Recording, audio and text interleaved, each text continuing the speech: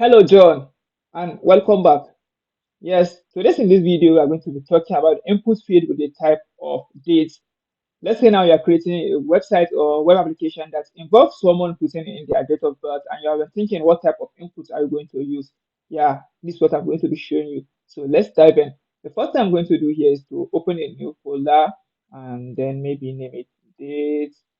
And probably open up this folder inside my code editor, which I'll be doing now. So perfect. So the next thing here is to open my index.html file. Just HTML file.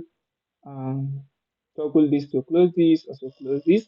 Uh, Shift and one to bring out my HTML document structure. Maybe I should probably change uh, the title here to birth dates. I don't know.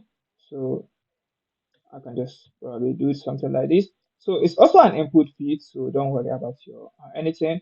So I can just probably use, instead of the type to be equals to text, I can just say type should be equals to date, and that's all. Maybe I can just add a value to here to say but